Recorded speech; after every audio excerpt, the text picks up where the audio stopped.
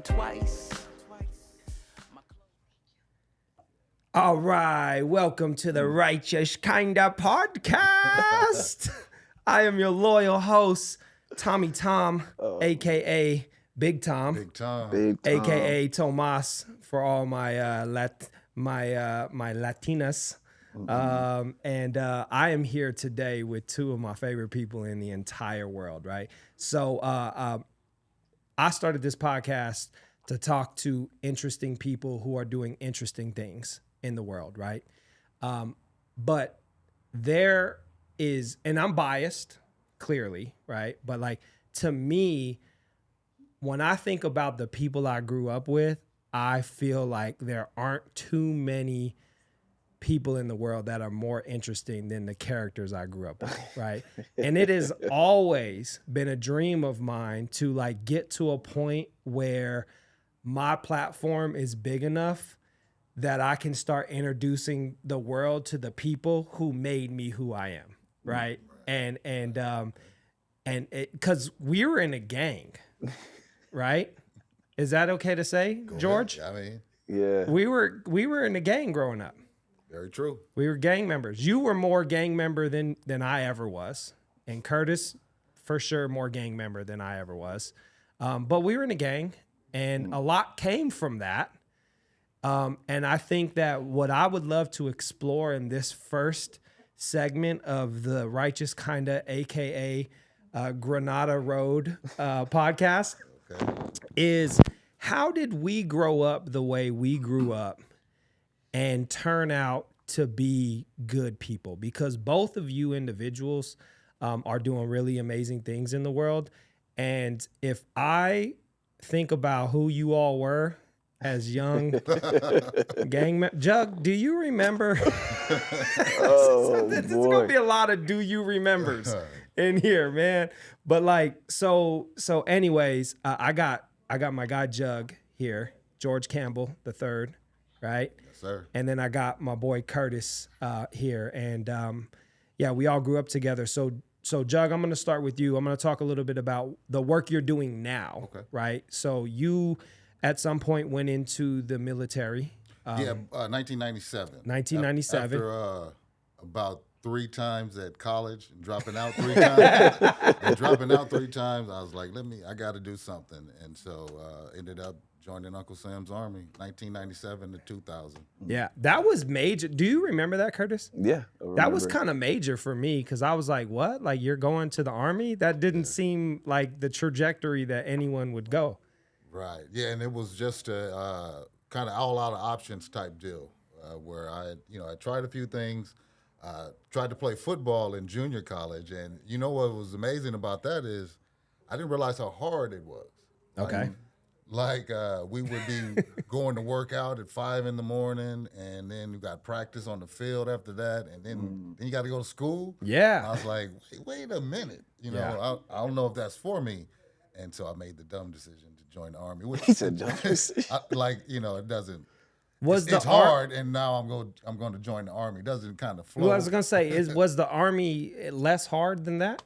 As opposed to like football practice, the physicality or the physical nature of the Army is nothing compared to football practice. Okay.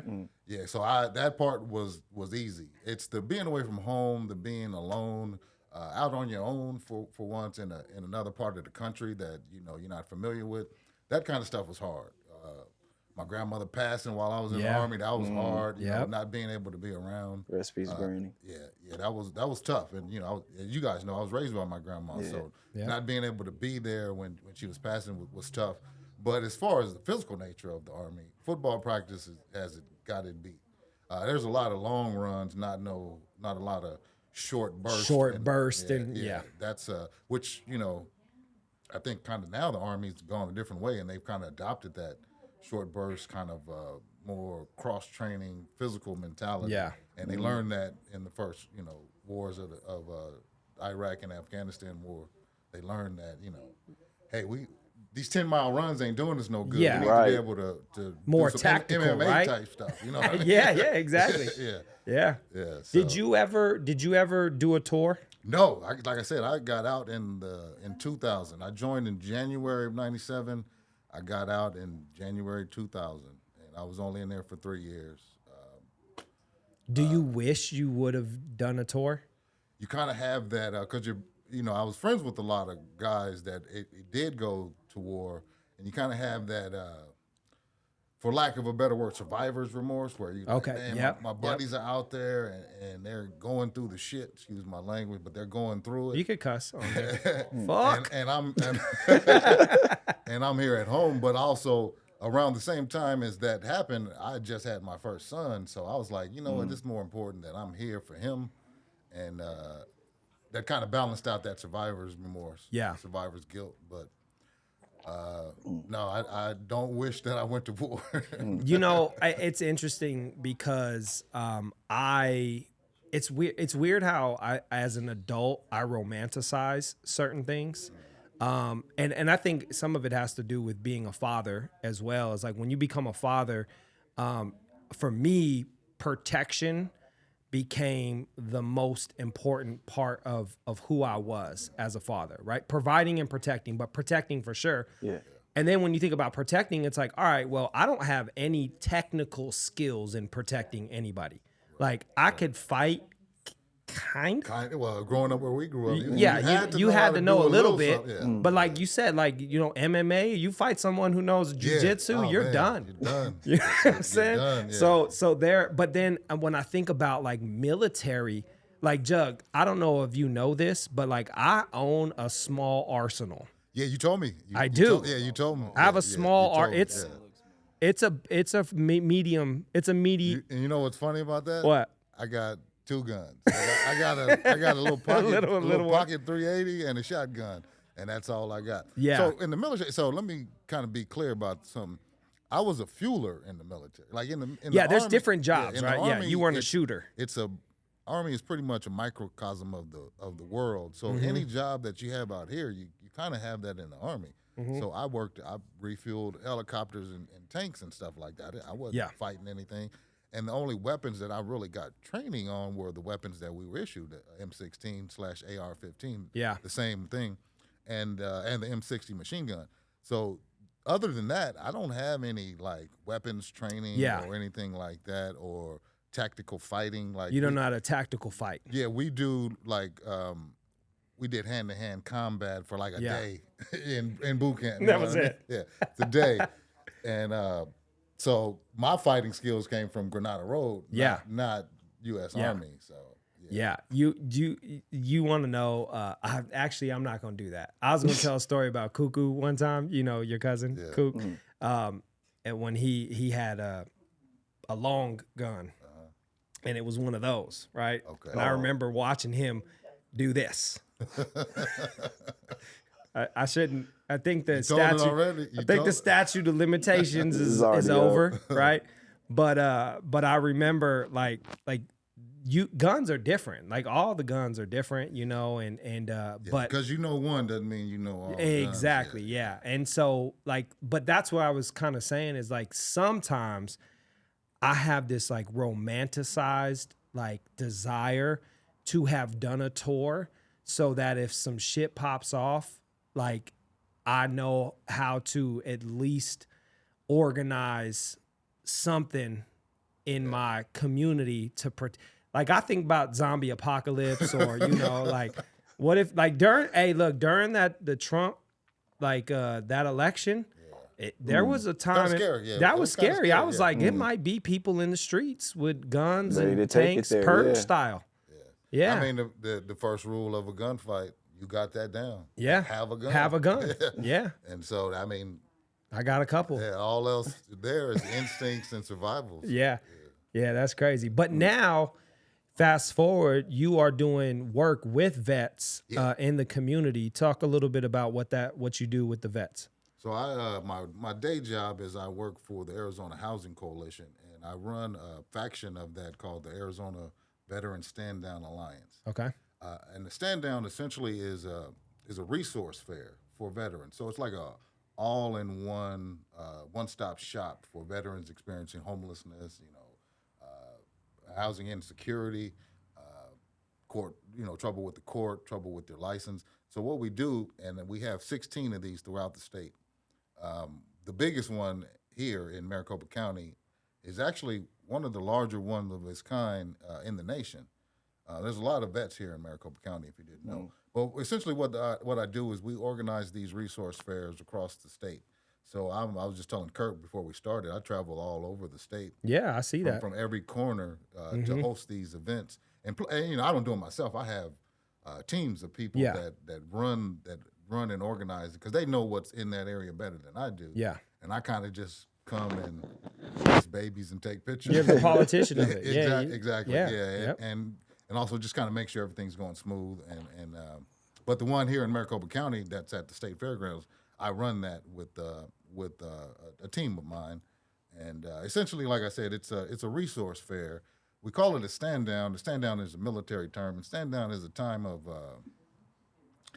when you're not at war or you're not training for war, and you're licking your wounds and dealing with decompressing. Yeah. So it's called stand down, and that's what it's essentially the nature of what our events are. Come regenerate yourself. Come be around some vets that are going through the same thing that you're going through. Kind of dealt with a lot of the same things that you've done, and get some help. And so we get them through. We have the courts there. Courts, adjudicate cases on the spot. We're in the fairgrounds holding court, literally holding court, and we have the MVD there to, say they got a suspended license or something like that. They can go to courts, get their license reinstated, go right to the DMV, get a brand new license right there at our event. And that's just one of the things that we do. But it's essentially a one-stop shop for all services related to veteran needs. I do other things at the coalition, but that is kind of the main thing that I do. Yeah. And I've been working with vets and homeless people in general almost since I got out the Army. I got out in 2000. Around 2001, I started working at a group home right over here called Tumbleweed. Tumbleweed, yeah. Yeah. I was a resident of Tumbleweed as a young person. Yes, I was. My mom was fed up with my shit and sent me out. And so I had just got there. I just got out the Army, so I still had a lot of that vigor that they get in the Army. And I ended up working with my cousin Troy. You guys know Troy. Yeah, Troy. And Troy had just finished playing football at NAU. So we're in a house with a bunch of badass kids. Giving them the business. Yep. You know what I mean? Like, I just got out the military. I get it. Yeah, I know. I just got out the military. He had just got done playing college football. So the thing that was really kind of tripped us out is they loved it. Like a lot of those kids we got them straight out of jail. We picked them up at Seth. We picked them up at Durango, and we brought them to this group home. And like I said, we were rough on them as they needed it. They're a lot of knuckleheads, and so we put foot to ass. And actually, I see some of those kids I used to work with back in the day. They're grown with kids of their own nowadays.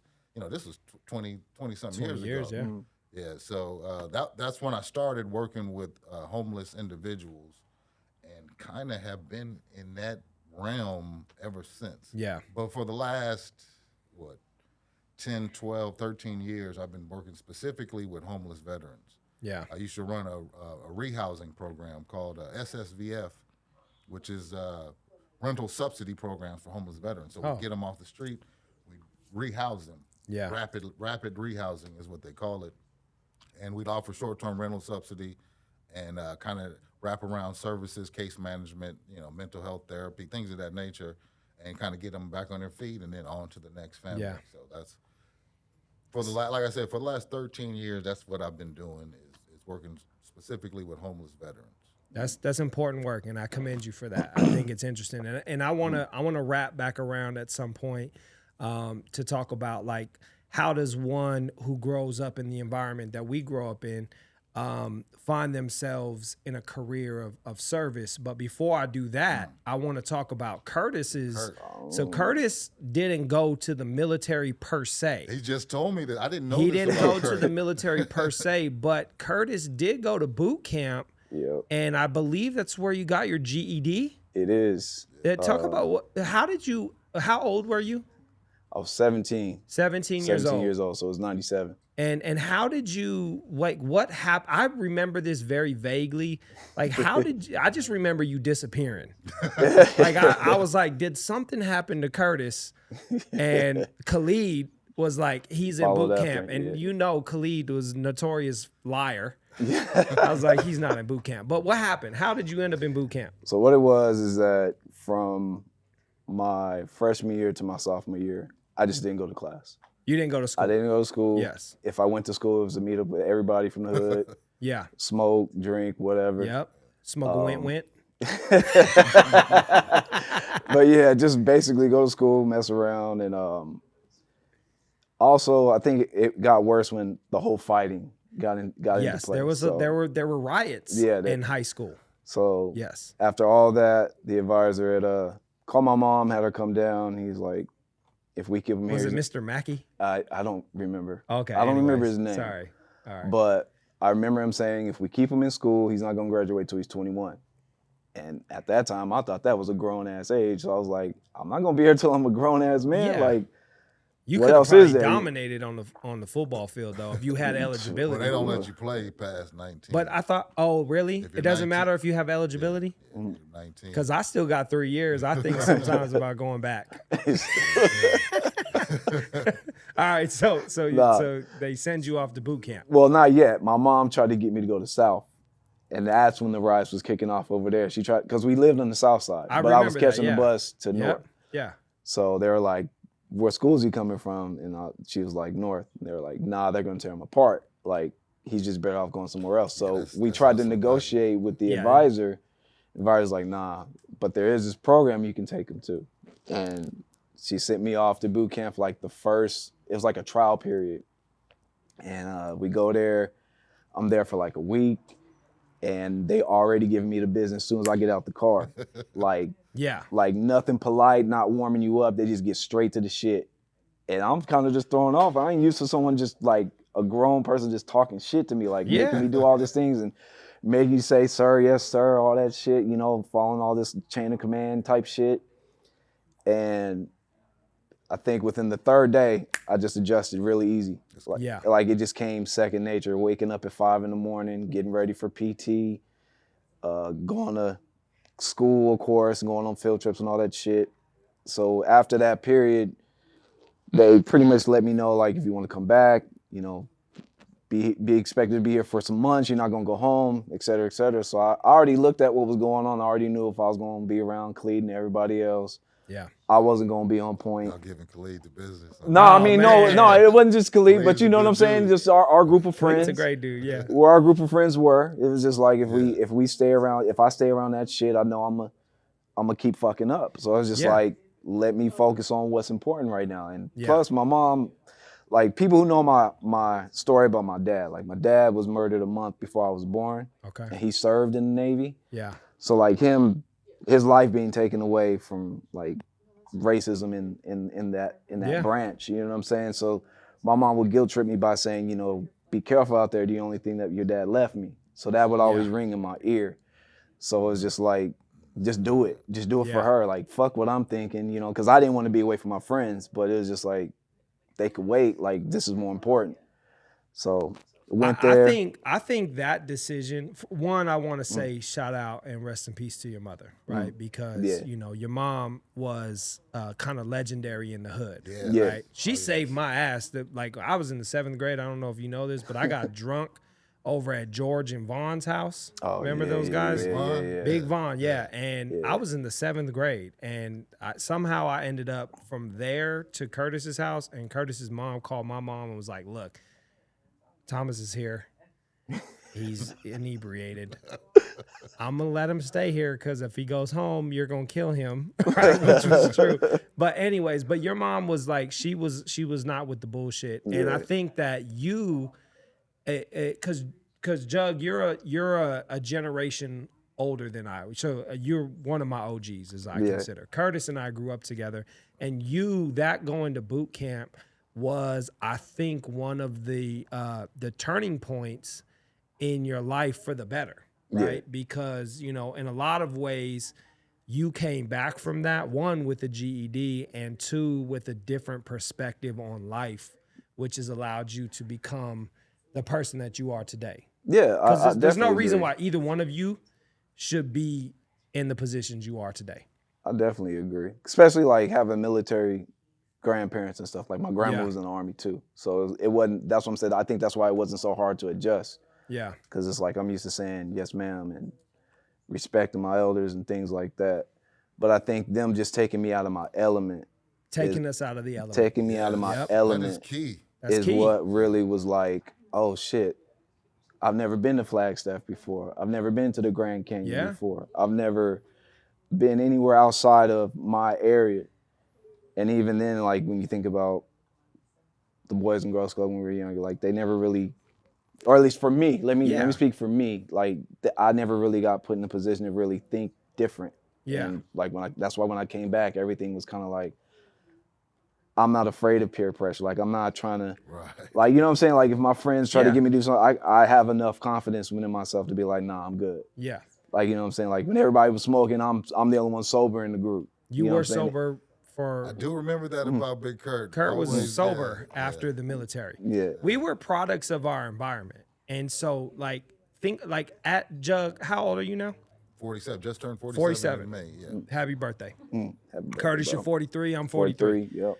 So when we were between the age of, like, when did it really pop off for you? Like because it was always the hood, but like there was a moment where it popped off where it became like the hood. Like we were gang members. When did that happen for you? Happened like around 89, 90. So how old were you?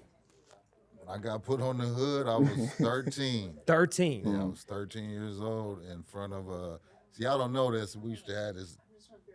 Our neighborhood was kind of clicked up with a lot of other neighborhoods. Yeah. Yeah. And we used to hang out with a blood gang called 40 Ounce Posse. Yeah. Oh, really? Yeah. I didn't know that. Yeah. And we were really good friends. But we were Crips. Not really. No, we weren't Crips yet. Back in them days. Yeah. We weren't Crips yet. So back in This is why we need this. So This is history. Hold up, but back in the old days, Yeah. like the early 80s, late 70s, my uncle Larry and you know Chris's uncle, Greg and Bobo and those guys, they had a gang called the Granada Crips. But they were like the old school Crips you see in LA with the leather jackets and the berets. Yeah. They were that kind of more like the militant, like kind of black, the faction of the Black Panthers. The offshoot of the Black Panthers. Yeah, but they were still, you know. Yeah, they were Crips. Yeah. But then I'm gonna tell you who really kind of like OG Big. Claim Shout out Crip, OG Big. But who really brought a lot of that to the neighborhood was Brandon. You guys Brandon, remember Baby Brandon? G, of course. Brandon was a Baby G. Rest in Baby peace. Gangster was about that gang life, and he kind of influenced a lot of us, and Byron as well, John, Charlie, all of those guys really kind of put. Yeah, Charlie too. Like the hood was on the map, but the hood was on the map for like being athletic. Like we we were athletes. And when you talk about what kept us on the straight and narrow, a lot of it had to do with being serious about sports. Yeah. Like there's a lot of people around in a lot of neighborhoods around the valley, and there's a lot of, you know, your OG played basketball or football or ran track. But for us, it was like serious. Like when you think about Big, our OG Big, Corey Adams, was an all-world athlete. Yeah. And not just All-American. In football, not just in football. You ever seen, you guys may not know this, but you ever seen him on a basketball court? No, it was just fluid. I'm Really? talking 280, just looking like Really? you know, Charles Barkley out there, but Damn. with more kind of skills. Like I didn't really get to see him play football, but I know on the basketball court, the brother was cold. Yeah. Like really fluid. And you think about other big guys in the neighborhood, like Amon, really smooth and fluid. man. Yeah, on the yeah. basketball Shout out, court. man. Yeah. So like when you ask us how did we kind of stay there, it was that seriousness about sports. Sports, yeah. And like for me, it was football. I identified as a football player more than anything else than I was related to. So if it was compromising football, I wasn't having it. Like you know, you talked about peer pressure. I never really dealt with peer pressure because it was about football for me. I was like, I'm going to the NFL. I'm a football player. Call me sweetness or whatever. You know, and that's what I was focused on. And that was the kind of the theme around the neighborhood.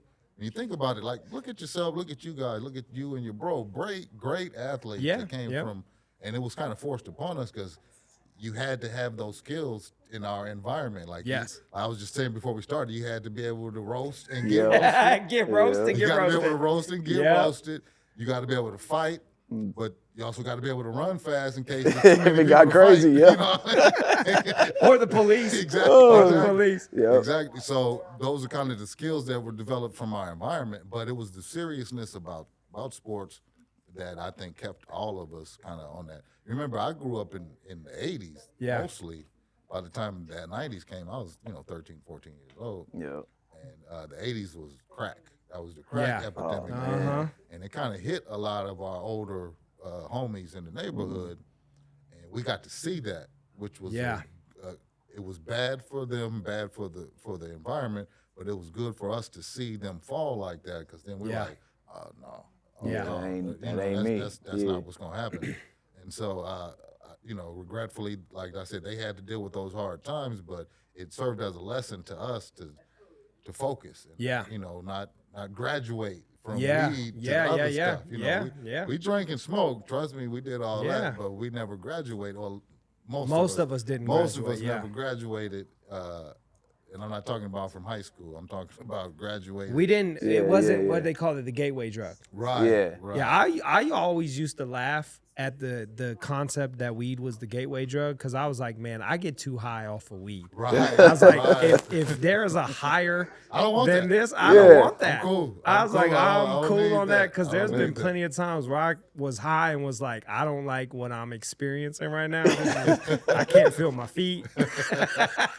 One time, my dad caught me smoking, and I don't know if he thought I was on something else or whatever, but he was like, "Look, you either gonna be an athlete or you gonna be a dopehead." Yeah. He's like, "If you want to be a dopehead, quit going to football practice and go be the best dopehead you can be." I was like, "Okay," and so it kind of was like a reminder that he's like, you can't do them both. Pick one or choose one, and I chose. Like I said, I really thought I was a football player. Yeah. But you were serious about the gang life too. Not as much as my peers. When we talk about like I would love Chris I would love to learn more about Baby G, because I think, like, for context, right? Baby G was one of the only individuals of our peer group that died. So how old was Brandon when he passed away? I want to say about 16, if not 17, but no older than that. He was a year younger than me in school, but both him and Byron and John are around the same age as us. And that was a Curtis, do you remember that? Yeah. That to me was when it got real for me. That was a game changer. As far as much, it was like I hate to say this, but it was a blessing in disguise for us, because we were all on a pretty bad road. Yeah. And it sucked that one of us had to go, but it also was like, hey, come on now. Let's not continue this route. Yeah, let's get serious about life, and because when someone loses their life at a young age, it kind of makes you kind of value it a little bit more, and you realize that this ain't for play. And honestly, that's how he died, playing with a firearm. Yeah. But the thing about Brandon, and you asked about him earlier, is he was the dude. Like, he was the dude. The guy that every guy wanted to hang out with. All the girls wanted to be with him. He was just really funny, charismatic. He was an alpha. He was kind of a leader, which was. Like I said, that blessing in disguise. When your leader falls like that, you kind of take stock of what you were doing at that time and that point in your life, and you're like, hey, this ain't it, man. This is not what's going on. And so that kind of forced change upon us. Yeah. And it forced friendships that didn't, because I'm a year older than Byron and John, and although me and Chris went to school together. Yeah. And me and Chris grew up together. So after that happened, like, they had their own little clique, Byron, John, Charlie, and and Brandon, and then me and Chris were doing our own little thing. And what it did was kind of force us to kind of interact a little bit more, and also get to know each other a little more, and that helped us. And it's one of the main reasons we're friends to this day, because of that when you go through something together, that shared trauma, it kind of brings you together. Yeah. But it also made us realize that we needed to do better. That point, so it's really interesting because if you study, right, and I know that's kind of weird to say study gang culture, right? No, it's not weird. But if you study it, right, you notice that death does one of two things.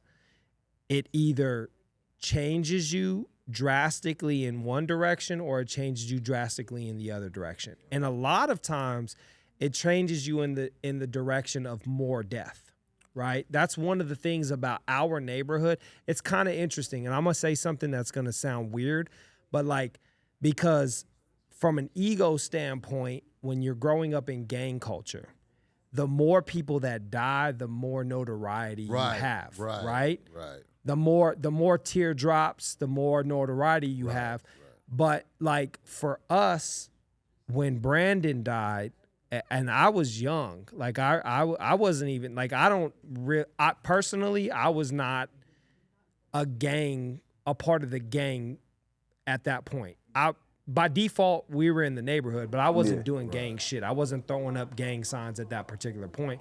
But it changed me in a way where I was like, damn, like that guy is really gone. Right. Yeah. Like, you know what I mean? Death is weird when it's like, no, he's not coming back. Right. Like, you're not gonna see him walking up the street. You're not gonna see him outside his house. Yeah, he's not coming back in 5 years after his bid is done. He's really dead. Gone. And for me, I was like, I remember it. I was like, I don't want to die, and I don't want my friends to die. Yeah. You know what I mean? Like that was something that was really, and I think it's weird because as an adult now, when I look at gangs and the gangsters, the people that I thought were the most gangster, when I look at my friends, I'm like, no, my friends, my OGs were really the gangsters because they chose life over death. Like Byron, for example, and I don't know that I should say this, but like I remember Byron was like, I ain't with that gang shit. I'm trying to make money. Right. Yeah. You know what I mean? Like he was like, yeah, I'm C crazy and I'm always going to be down, but like I'm focusing on money. You know what kind of spurred that is he had a child. He had a child. Baby, first baby, right? Very young, and that's when you kind of things come into perspective, and you're like, wait a minute, this bullshit that I'm doing out here is getting me nothing. It doesn't make money. We wasn't one of them drug gangs. Exactly. We wasn't taking over territories Not or yet, nothing like that. Anyway, right. But yeah. So it was just a neighborhood, and kind of that whole gang mentality was born out of self-preservation and it was a part about being a family. Yeah. To me, to me, the gang Big was will tell you, more family than anything. Big will tell you he started doing that because they would get harassed and jumped a lot by other gangs, neighborhoods in the area, and so it's just a natural kind of progression from being bullied to, you know what, we're gonna be the bully now. And that's kind of how it ended up turning out that way. But yeah. Again, the whole gang stuff I wasn't really serious about that. Like, you guys know me a little bit more now than when I was back then, but I was kind of the nerd of the group. You were the nerd of the gang? You were the nerd gang? Like I went to Alps, I was an Alps kid. Alps! And you took the bus? Yeah, I had to go on Tuesdays. Go to a separate school. Went to a different school? Yeah. I was, and even when I got out of Whittier, I went to Creighton and I was in all honors class. Yeah. But I kind of had that thing like Kurt had. I'm like, man, I'm too smart for this school. I'm going to go do what I want to do. Yeah. And so I wasn't that, like I said, those are the real guys that kind of put the neighborhood on the map. Me, I was just in the periphery, kind of, helping guys with their homework. In hindsight, it's interesting because in hindsight now, like I remember you being mean. Like, because you were really close with Wilson, right? Yeah, that's my brother. And Giovanni's brother, Giovanni right? was Giovanni was one of my best friends in like 7th and 8th grade. And so I spent a lot of time with Giovanni, and by default, I spent a lot of time with you as an OG. and you were mean as fuck to me. Like, I'm just be honest. Like, I was scared of you. I was back then because you were kind of mean, but like now I was more wild and aggressive than mean. Yeah, like, I man. didn't have a mean streak in me, but I was aggressive. You were. And I remember you slammed me on the ground when I shot that gun at the park. Well, yeah. Well, yeah, that's a good slam right there. That's a good. That's a good slam. I remember that. What are you doing this for? Goddammit. Yeah, but like I said, I was a football player more than anything. Yeah, and you were. And you ran the 400. Yes. Well, I did. Track star. Track star, yep. I was like the jack of all trades kind of guy when it came to athletics, where I was good enough to be, but except football, I really thought I was a football guy. But I took the football aggressive mentality into everything. You did. Oh, okay. Into every, like, you guys remember the basketball games? Yeah, you broke my finger, bro. This one right here. Where's the camera at? This finger is never the same because I just didn't know how to play any other. I didn't know how to play sports any other way. You just like being aggressive. It was just my nature, and it was really kind of a overcompensation for when I was a younger kid. I was really kind of shy and meek. Yeah. And then I kind of realized that I was on par with everybody else, if not better. And that kind of just fueled that. I was like, oh, wait a minute. I had to overcompensate for all the years of being kind of meek and shy. And I had to kind of break out. And then eventually I learned to kind of calm that down because that's not no way to be. It isn't. Jug. I hate, honestly, that you said that I was mean. It kind of hurt my feelings right now. I didn't realize that. You were. But honestly, like, I mean, I didn't grow up with a father. So I really appreciate you and Byron and John and Chris and Amon and you know, because you all made me tough. Because, like, you had to be tough in the environment that we grew up in. And you guys made me tough when I didn't want to be. Like, we call it punking. Right. You all punked me a lot, but and that's, we had the same thing happen to us. Yeah, but it was just a cycle. It's a dangerous cycle. But another thing about the kind of neighborhood that we grew up in, it's a very diverse neighborhood. Yeah, ethnically, economically. I don't agree with you on that. You don't think so? What? I mean, let's be honest. There was me and my brother. We were as your uncle Skin used to call. Little light skin and a half breed. Little light skin and a half breed. And then there was John, Elias, like Jacob Mejia. There was a couple like Latinos, but it was mostly black. I'm talking about the neighborhood. The neighborhood itself, though. Oh, as like, the whole. Yes, okay. Not us. I'm talking about 16th Street to 12th Street, McDowell to Thomas. It was a very diverse neighborhood. Okay. And like not I said, the gang, but the actual vicinity. The actual neighborhood. And there were people older than us that were about something. Like we had good role models. When we also had bad role models, but we were able to see the Bruce Warren and the Kevin Drakes, Jimmy and Michael Simon. These guys working, they're firemen working for the city or whatever, and they had real jobs. They built families. Kenny. I remember Kenny worked for the city of Phoenix.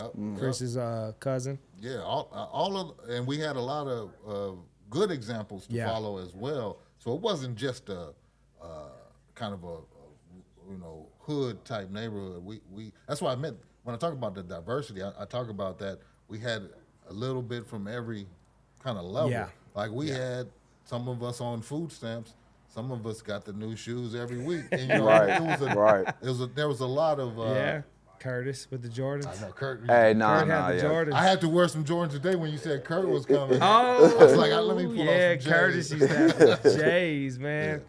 Now so I didn't mean to talk so much. No. Take this up is 30 minutes. what I will say is this is part one of a series. I am deeming this a series right now because I mean this from the bottom of my heart.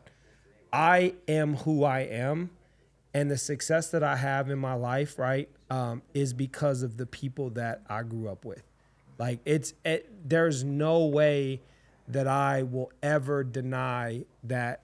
It's funny because a lot of I'm very blessed to be in positions where I'm in boardrooms with very high profile people. And my manager, who I'm really close with, she always asks me like, how do you handle yourself in there? And I'm like, you don't fucking know. Yeah, like I come from a different I was place, like, Jug used to punch me in the chest because I got a haircut. You know what I mean? It was like how I paid. Yeah, I don't know if you know this story, but like, do you remember Wilson's older brother, Pele? Yeah. Yeah, right? Yeah. That dude, you want to talk about a crazy dude. Crazy. No, Edson was his name. Edson was his name. Yeah, but they call him Pele. Yeah. Wilson would give us a haircut, and how we paid for it was punches in the chest. It was like 5 punches in the chest for this haircut. Yeah, we thought we were gangsters, but that brother Edson was on a different level. He was on a different level. Yeah. But like when I'm sitting in a boardroom with people, I'm like, you don't even know. Like, I really don't give a fuck who is in here because you don't know. I'm kind of the same way in my job. Yeah, right. And a lot of that comes from my dad, though. My dad was a quite gregarious person, and he built a name for himself. And every time I kind of get in a situation like that where I got to talk with politicians all the time, and then I kind of realize, like, I'm George motherfucking Campbell. I ain't scared of none of y'all. I ain't scared of none of y'all. Yeah, it's interesting, man. But this is a series because what I want to do is that there's 10,000 stories that I can talk with about Curtis, and and I'm gonna tell a story right now. I'm gonna close us out on a story, right? But like, I want Byron on this podcast. I want John. I want Chris. I want Amon. Like, you know what I mean? Chris. Big. We might need to get a bigger couch if we got Big on here. But like, I mean this so much is like the world needs to know who you all are, because each individual, right? Each individual, you all like have so much power in this world. Right. And again, I'm biased, but like, I really truly believe like the environment we grew up in, like you said, it was more than a gang. It was a family.